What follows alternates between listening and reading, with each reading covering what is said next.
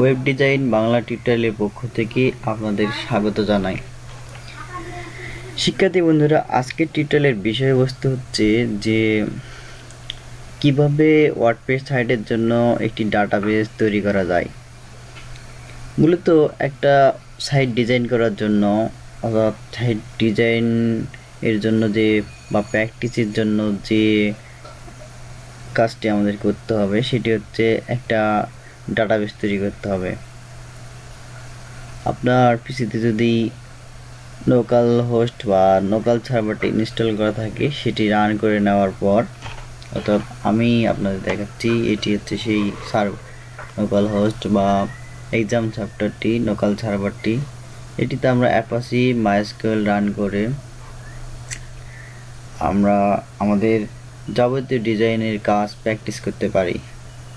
তো এই জন্য আমরা যে কাজটি করব, এখন আমরা ওয়ার্ডপ্রেস সাইট ডিজাইন করব।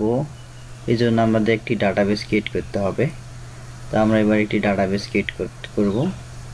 তো ডাটাবেস ক্রিয়েট করার জন্য আমরা লিখব ব্রাউজার থেকে local host LOCAL local HOST host লিখে আমরা যদি এন্টার প্রেস করি তাহলে আমাদের সামনে এই ইন্টারফেসটি আসবে।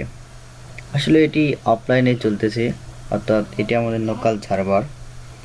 এই লোকাল সার্ভার দিয়ে আমরা ওয়েব ডিজাইন করব, প্র্যাকটিস করব অফলাইনে। এজন্য প্রথম যে কাজটি করতে হবে, আমাদেরকে ইতিমধ্যে যারা আপনারা এই ধরনের সফটওয়্যার ইনস্টল করেননি, আপনারা পূর্ববর্তী টিউটোরিয়াল দেখে এই সফটওয়্যারটি ইনস্টল করে নেবেন এবং নেট চালু করার পর এরকম লোকাল হোস্ট লিখলেই ইন্টারফেসটি আসবে। দেন এখান থেকে রাইট কর্নারে দেখতে পাচ্ছি যে phpMyAdmin, এই বাটনে ক্লিক করব।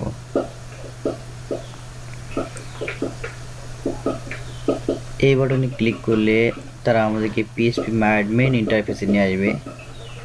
দেন আমরা এখান থেকে ডাটাবেসে ক্লিক করব। তো ডাটাবেসে ক্লিক করার পর আমরা দেখতে পাচ্ছি ক্রিয়েট ডাটাবেস। আমরা এখানে আমাদের ডাটাবেসের নামটি দেব। আমরা আমাদের ডাটাবেসের নাম দিলাম OIRS BT, অর্থাৎ আমাদের চ্যানেলের নামটি দিলাম OIRS BT। দেন আমরা ক্রিয়েট বাটনে ক্লিক করলাম। দেখুন আমাদের এখানে OIRS BT নামে একটি ডাটাবেস ক্রিয়েট হয়েছে। আমরা যদি এখানে আসি ডাটাবেসে, যে ডাটাবেসের আন্ডারে কিছুই নেই, তো আমরা এরকম করে একটা ডাটাবেস ক্রিয়েট করতে পারি, আবার ডাটাবেসকে অনায়াসে ডিলিটও দিতে পারি। তো আমি এখানে আপনাদের দেখাতে যাচ্ছি কীভাবে ডাটাবেসকে ডিলিট দেওয়া যায়। দেখুন এই ডাটাবেসটি আমি ওপেন করার পর যদি আমি এরকম ডাটাবেসে ক্লিক করি, ডাটাবেস শুধুমাত্র ডাটাবেসে phpMyAdmin ক্লিক করলাম, দেন আমাদের ডাটাবেসে ক্লিক করি, তাহলে আমাদের সামনে ডাটাবেসের লিস্টগুলো চলে আসতেছে।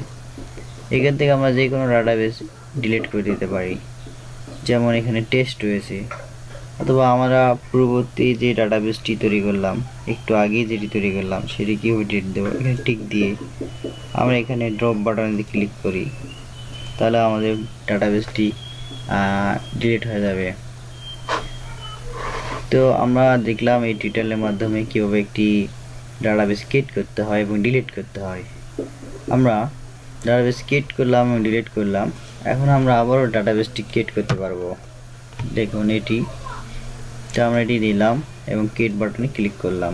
তো OIRS BT এই ডাটাবেসটি ক্রিয়েট হলো।